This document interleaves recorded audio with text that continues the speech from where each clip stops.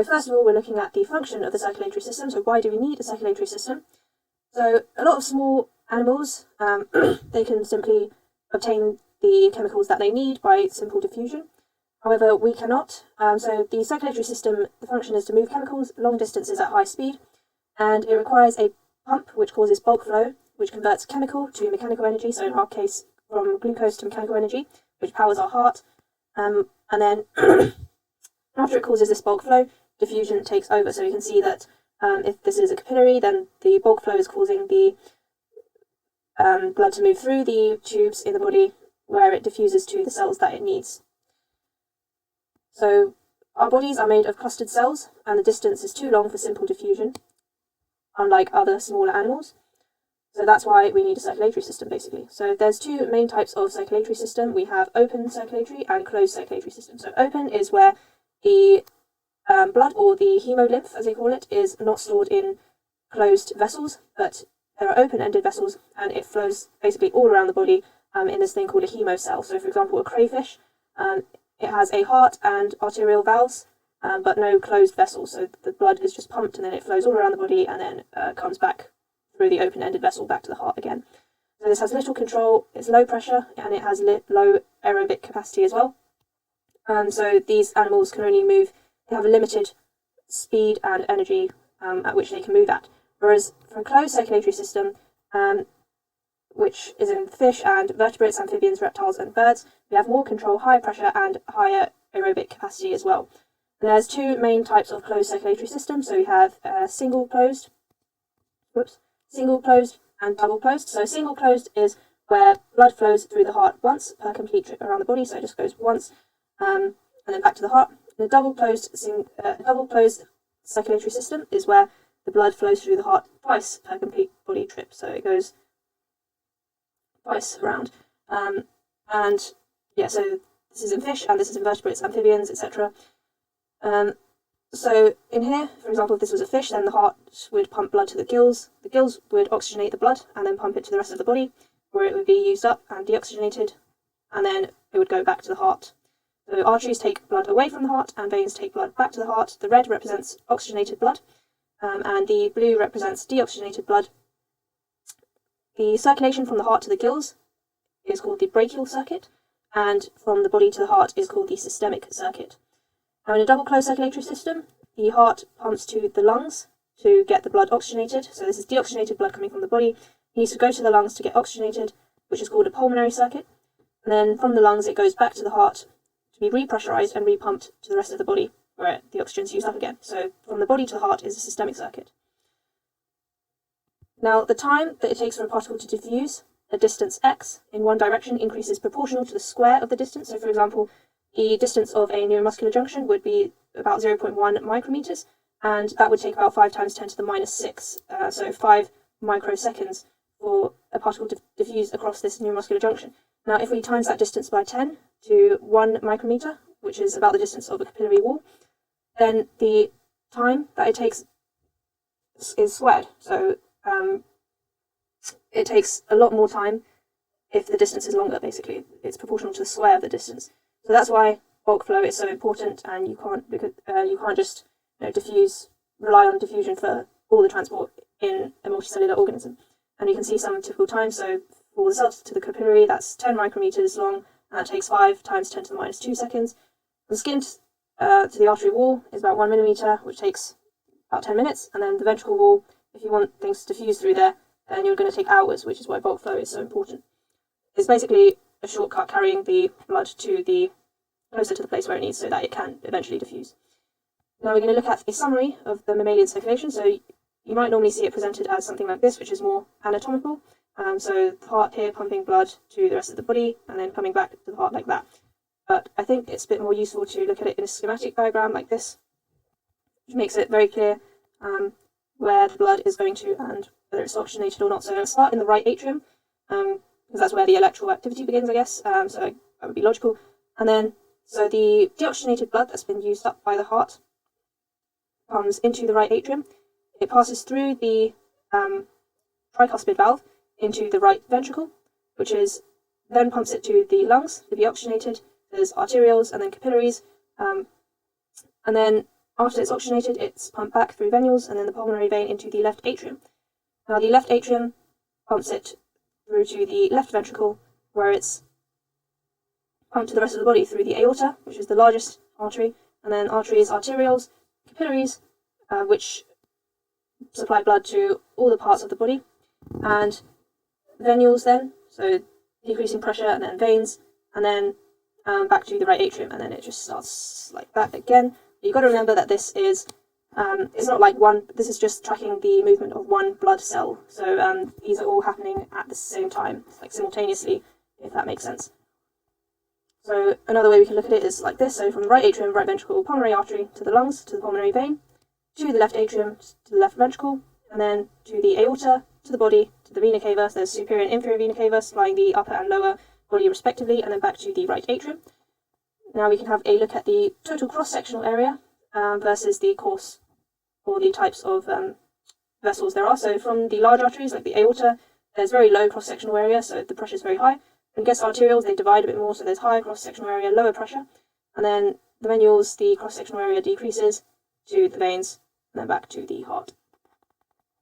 That's how pressure changes. So now let's have a look at heart function and anatomy. This took me a very long time to draw, so if it's a bit messy, sorry about that. Heart function and anatomy, so it pumps about 200 million litres of blood per lifetime, and it does around 240 million joules of work per lifetime, so it's a really incredible organ, and it's adapted in many different ways.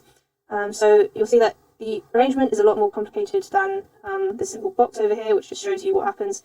It's all twisted around each other, so let's have a look. So we have the right atrium, where the superior vena cava and inferior vena cava carry blood in. It's pumped into the tricuspid valve, which the valve stops the backflow of blood, so it's pumped into the right ventricle, then to the pulmonary arteries, to the lungs. Then from the lungs, it enters the left atrium, so the red represents the oxygenated parts as well. It's pumped into the left atrium through the mitral valve into the left ventricle, and then out of the atrioventricular valve into the aorta to the rest of the body, and then it comes back again into the right atrium. So that's the anatomy of the heart. It's covered in a pericardial sac, which is attached to the diaphragm inferiorly by the central tendon. It's got an annulus fibrosus, or many annulus fibroses, which hold the heart valves, so they're collagen skeleton rings, which help the stability of the valves, and they form a junction between the atria and the ventricles as well.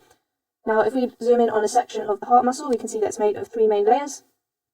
There's an endocardium on the inside, so this thin layer of endothelial cells covering the inside of the heart, which contacts the blood. And the middle portion is the thickest, it's the myocardium, which contains the myocardiocytes, and on the outside we have epicardium, which is a thin layer of connective tissue covering the heart. So we have valves as well. Valves are important for preventing the backflow, so it allows the blood to flow through, but then they snap shut after the blood flows through so that the blood cannot go back into the right atrium, which is important because the pressure is higher here than in the atriums, in the ventricles. So the semilunar valves, these are the semilunar valves. They're between the ventricles and the arteries. They don't need connective tendons because their shape allows them to be stable and snap shut, but the atrioventricular valves, which are these bigger valves here, they are allowing blood from the atria to the ventricles, and these are thin flaps of connective tissue at the base of the connective ring, the annulus fibrosus. So these thin flaps do require, they're quite long, so they do require these cordae tendineae, which are tendinous cords, and papillary muscles which connect these cords to the edges of the valve flap. So the cordae tendineae fasten to the edge of the valve flaps, and they're tethered to papillary muscle, which provides stability for the cordae. They do not open actively, and they do not actively close the AV valves, but they just help with the stability. So they don't stop the valve everting back into the atrium. This is the arrangement of valves if we took a cross-section along this plane. So we would see that the mitral valve on the left, the tricuspid valve on the right, the mitral is a bit smaller than the tricuspid because there's a lot of muscle, so this muscle for the left ventricle is a lot thicker than the right because it needs to pump blood further distance. It gets higher resistance, so that is a bit smaller valve there. And then in the middle we have the aortic semilunar valve, so this aorta, aortic semilunar valve. And then at the very front, anteriorly, we have the pulmonary semilunar valve, so this valve here. And the tricuspid, aortic, semilunar, and both semilunar valves are three cusps, so they have tricuspid structures, whereas the mitral valve is bicuspid, so it's two cusps. Now, a myocardial infarct is otherwise known as a heart attack, and it shows the importance of bulk flow, and diffusion and what happens when it goes wrong. So this is a condition where interruption to the blood supply forms a dense block of dead tissue in the heart. How does this happen? So a thrombus is a blood clot in situ. So you might have a blood clot in one of the coronary arteries, which impedes the flow of blood to that area of the heart. This leads to ischemia, which means lack of oxygenated blood to the tissue. This leads to hypoxia, which means oxygen deficiency. This leads to necrosis, which means cell death because of inadequate blood supply. This leads to arrhythmia, so the heart beats with abnormal rhythm because part of the tissue has died. Now this leads to myocardial infarct because the muscle is dead of ischemia, so it can't pump properly. Darcy's law, this will become relevant in a bit later.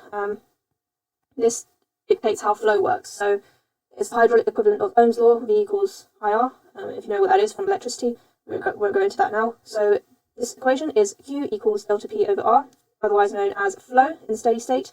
It's proportional to or equal to the pressure difference. So if this is a tube, then there's a pressure here and a pressure here, and the pressure difference is P2 minus P1. Pressure difference over the resistance along the tube. So that's how we determine rate of flow.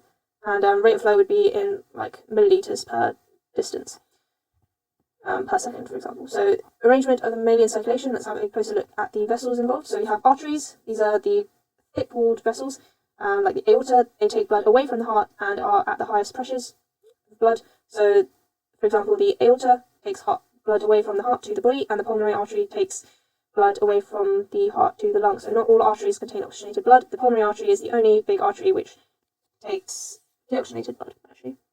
Then they split into arterioles, so we've got arteries, arterioles, and then they split into these smaller capillaries. So the capillaries have very thin walls. They're very, very small, microscopic, you can't see them. They allow oxygen and waste product diffusion through the walls, so they are very thin. It's a single layer of endothelial cells. They bridge the arteries and the veins, so they are a connection between the arteries and the veins, and all the cells are within 10 micrometers of the capillary, so that allows them to get the products they need by diffusion. Capillaries are the main site of nutrient and gas exchange. Now the capillaries branch into venules, and venules branch into veins, which are slightly larger, well, quite a bit larger with a larger diameter. They have thin walls and valves present to prevent backflow, so valves just like in the heart. They snap shut once the blood goes through them, and they have a large cross-sectional surface area, so low resistance and low pressure as well. They hold about 2/3 of the blood at any time. They're compliant to store the blood and contractile, so they actually can contract to aid the venous return, and they help to maintain cardiac output, but sometimes we need to help the veins do that, so there's a muscle pump. And the lungs, for example, the lungs are a muscle pump, so a respiratory muscle pump, and then we have a soleus muscle in the leg, which is a muscular pump. So, for example, the lungs help the blood go from the pulmonary veins to the heart. Blood vessel structure, so all blood vessels have a 3-layer structure except for capillaries.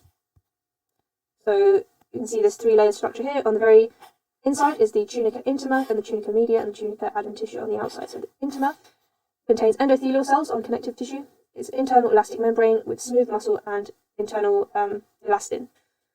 Then the tunica media, the middle layer, has elastin, collagen, densely packed smooth muscle, and cells organised concentrically. It varies in thickness. For example, the aorta has a very thick tunica media to expand and smooth pressure changes, but another artery might not have such a thick one. On the very outside, we have the tunica adventitia, which contains elastin, collagen, which forms an extracellular matrix to add rigidity and form, and fibroblasts, vasa vasorum, which means small blood vessels, so the blood vessels that supply the larger blood vessels, and nerves with nociceptive pain fibers. Now, this is the typical structure of a vein or artery, but not a capillary. Capillary is just one layer of endothelial cells, remember. Now let's have a look at the fetal circulation. So let's talk about fetal haemoglobin first. It has the capacity to bind a greater concentration of oxygen at a given partial pressure of oxygen. So if we plot partial pressure of oxygen against saturation, you can see the typical S-shaped haemoglobin saturation curve. This is the mothers and this is the fetuses. Now, for any given partial pressure, the fetus binds more oxygen with its haemoglobin. So it binds more easily and releases oxygen less easily. At a lower P50, so P50 is the partial pressure of oxygen at which 50% of the haemoglobin is saturated with oxygen. So the fetal haemoglobin has a lower P50 than the maternal haemoglobin. So it's 50% saturated at less oxygen. The area is the transplacental oxygen partial pressure gradient, which just means the difference between the pressure gradient of the fetus and the mother. I'm not really quite sure what that means in detail, but I guess that's a perfect sort of exam answer. And then we can find out the P50 by looking from the y-axis down to the x-axis to find out the partial pressure.